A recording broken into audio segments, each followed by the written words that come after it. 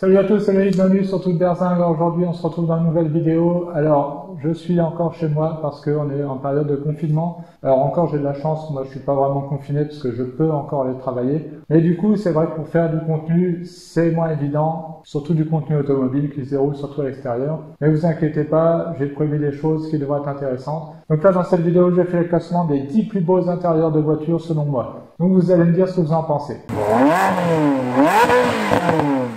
Donc juste avant de commencer la vidéo, un petit rappel, donc n'hésitez pas surtout à commenter, dites-moi si vous êtes d'accord avec mon classement dans les commentaires, et à lâcher un petit pouce bleu, c'est toujours sympa, j'en ai besoin, ça me permet d'être mieux référencé, comme vous le savez dans YouTube, et donc plus j'ai de vues, et plus ça me permet de faire des choses sympas, et du coup c'est mieux pour vous aussi au final. Alors pour le numéro 10 de mon classement, on commence par une française avec la nouvelle Alpine, l'Alpine A110, et oui j'aime beaucoup l'intérieur de cette nouvelle Alpine, parce que notamment ça rappelle un petit peu l'ancienne, notamment le bord des sièges en losange, donc ça rappelle vraiment les Alpines A110 berlinettes, et même voilà de manière générale je trouve que l'intérieur est assez joli, on retrouve du bleu, des belles touches, voilà c'est assez bien fini, ça fait à la fois moderne mais à la fois il y a des petites touches de rétro, voilà donc c'est vraiment assez sympa, donc c'est pour ça que je voulais la mettre dans ce classement en 10e position. Allez on va passer maintenant à la numéro 9, alors la numéro 9 c'est une voiture que j'adore, c'est la Wiesmann. Alors toutes les Wiesmann en général ont un intérieur super joli, l'extérieur aussi d'ailleurs comme vous pouvez le voir. Alors voilà l'exemple d'un intérieur de Wiesmann. Du cuir partout, mais partout. Tableau de bord, tous les sièges, tout est vraiment recouvert de cuir, sauf bien sûr les moquettes hein, évidemment. Mais sinon il y a du cuir partout, c'est le truc de fou dans cette voiture et il y a un style néo-rétro que j'aime beaucoup comme dans beaucoup de voitures. Donc voilà un autre exemple en beige. Donc voilà, on a tous les petits cadrans là en position centrale. Je trouve ça super joli, entouré comme ça d'alus. Alors regardez, quand je vous dis qu'il y a vraiment du cuir partout dans cette voiture, même là où on attache la ceinture de sécurité, c'est entouré de cuir. C'est incroyable dans cette voiture. J'ai eu l'occasion d'ailleurs d'en faire un tour un jour. Je vous en reparlerai sûrement. Et j'ai vraiment été bluffé par ça. Il y a du cuir partout dans cette voiture. Alors le volant, par contre, voilà, c'est le truc qui fait un petit peu tâche, on va dire. On peut pas dire que le volant soit super beau. Mais par contre, regardez tous ces petits cadrans là, je trouve ça super joli, perso. Allez, on passe à la numéro 8 avec la Bentley Bentayga. Alors oui, c'est un SUV, mais ça n'empêche pas que l'intérieur est super joli. En même temps, c'est du Bentley. Alors regardez-moi ça. Je trouve ça super beau. Vous avez un mélange de cuir, de bois précieux, d'aluminium. Tout ça c'est super bien fini, là c'est vraiment le luxe à l'excellence et même voilà ce design, l'ensemble franchement est super beau là dans cette Bentley Bentayga. Voilà, si on regarde d'un peu plus loin donc on peut voir voilà, qu'il y a du bois partout sur le tableau de bord, sur les portes, avec le mélange de cuir. Les contrastes là qu'il y a, alors bien sûr vous choisissez la configuration comme vous voulez, mais là je trouve que dans cette configuration on a des jolis contrastes entre foncé, clair, bois. Et en même temps on a aussi une petite touche de moderne avec des écrans digitaux. Voilà encore un autre exemple là, avec du marron foncé et du beige. Et regardez même le design du levier de vitesse, de tous les petits boutons. C'est de l'horlogerie presque, c'est incroyable. Je trouve que vraiment l'intérieur du Bentayga et même de toutes les Bentley récentes, enfin même de toutes les Bentley en général, ça a toujours été. Mais là, les dernières, je trouve ça encore plus joli, je sais pas, c'est super beau. Alors si vous voulez un peu plus original, vous avez aussi la possibilité d'avoir en rouge, hein, par exemple. Vous choisissez vraiment comme vous voulez, regardez de n'importe quelle couleur, c'est super beau. Allez, on passe à la numéro 7. Et là, on reste chez les Anglaises avec une marque que j'aime beaucoup. La Marcos, donc là c'est une Marcos Mantaray par exemple, mais toutes les Marcos ont un intérieur super joli. Alors pourquoi là je vous montre la Mantaray? Parce qu'on en a une justement au musée, un Autosport Museum, je vous en ai déjà parlé, à Châtillon-Coligny où je suis bénévole. On a une Mantaray et je suis tombé amoureux de l'intérieur. Donc voilà par exemple l'intérieur de celle qu'on a au musée à Châtillon-Coligny, l'Autosport Museum.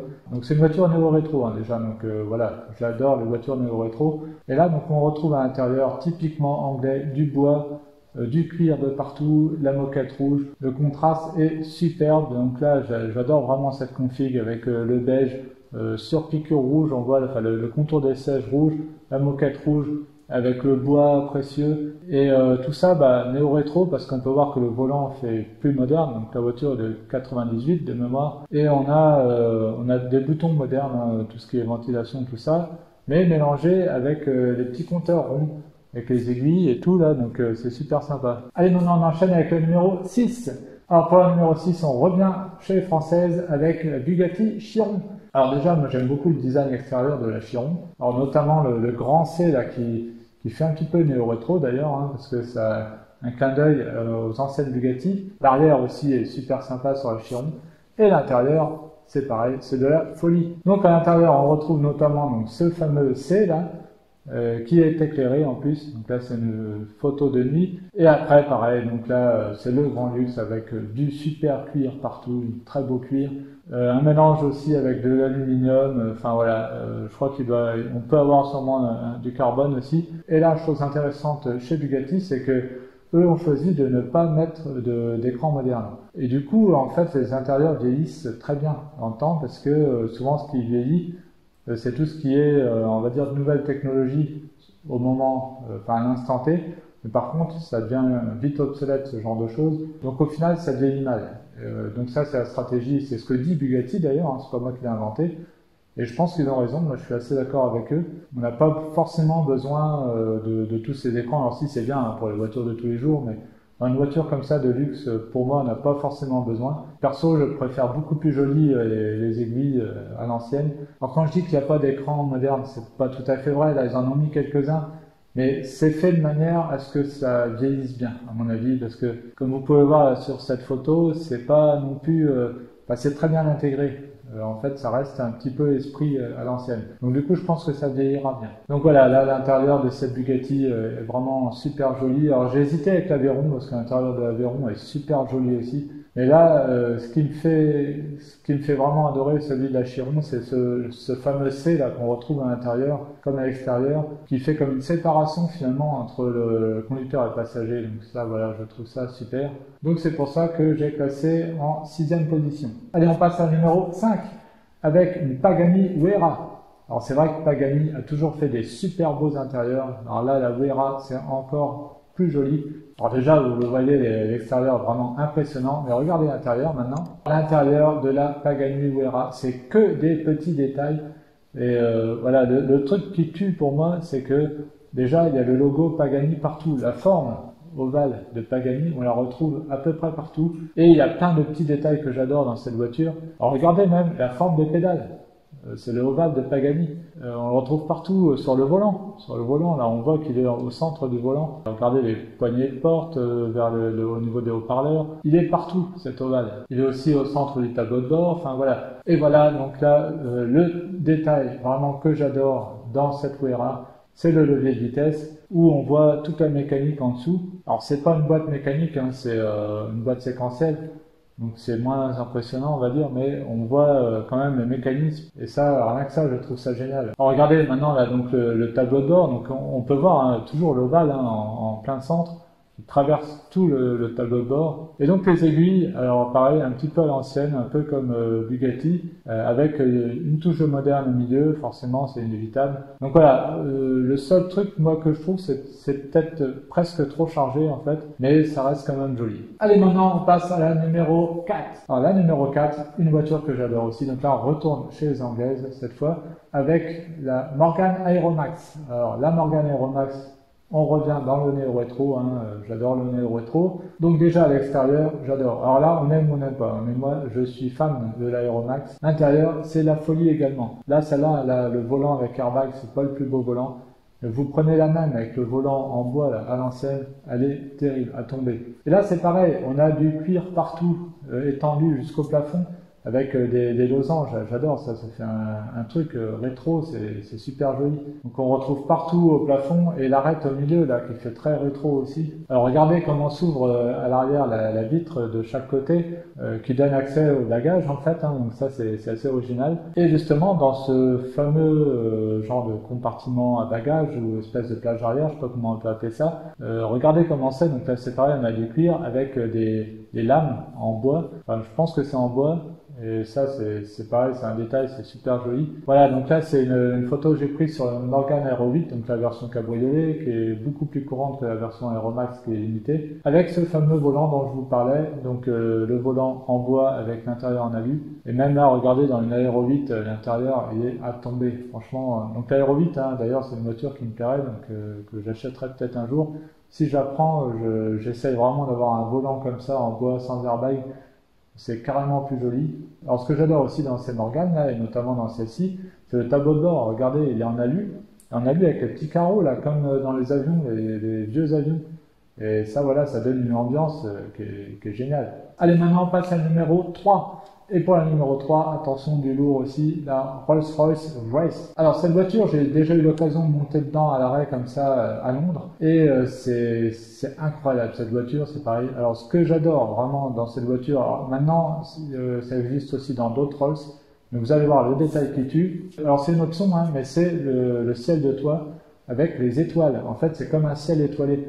Et ça en fait c'est un système avec des microfibres, plein de microfibres, autant qu'il y a d'étoiles, qui viennent, qui sont comme ça posés dans le plafond et qui viennent s'éclairer et du coup ça illumine le ciel de toit. Et je crois même qu'on peut légèrement animer et maintenant même dans les dernières versions on peut carrément faire un système avec des étoiles filantes en fait. C'est la folie. Voilà, donc regardez de ce point de vue-là, c'est super joli. Alors même l'intérieur, hein, regardez là, c'est encore pire que les autres. C'est vraiment pareil, du bois précieux de partout, un peu comme dans Bentley. Hein. De toute façon, c'est la même chose que Bentley en gros. Donc du bois précieux, du cuir, de qualité de fou. Hein.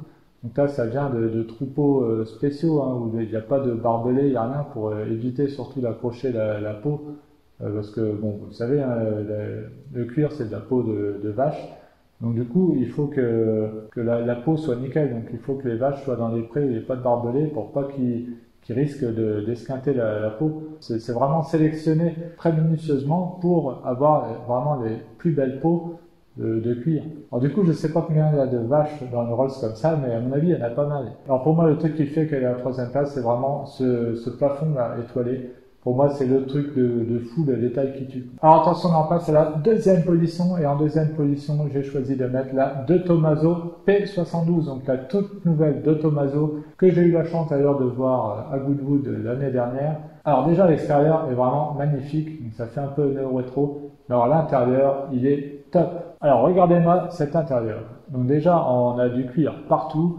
Là, c'est pareil, en losange encore, vous allez dire que j'adore les losanges, mais je trouve que ça fait un côté rétro, et c'est vraiment super beau. Donc là, c'est pareil, on a un mélange de cuir, d'aluminium, on peut voir qu'il y a même du carbone sur le haut du volant, et là, on a ces très jolis cadrans ronds, là, qu'on retrouve aussi, il fait très rétro. Alors regardez-moi tous les détails là sur le volant, là. C'est vraiment superbe. Là on a une vue un peu plus en hauteur, donc du siège pour vous donner un peu le design du siège, qui est simple mais super beau. Et là pareil, donc là un peu comme dans la Pagani, le détail qui tue, donc j'ai l'impression que ça devient la mode, mais tant mieux parce que j'adore ça. Donc le levier de vitesse. Alors déjà vous pouvez voir que la boule de levier de vitesse en elle-même, il y a des...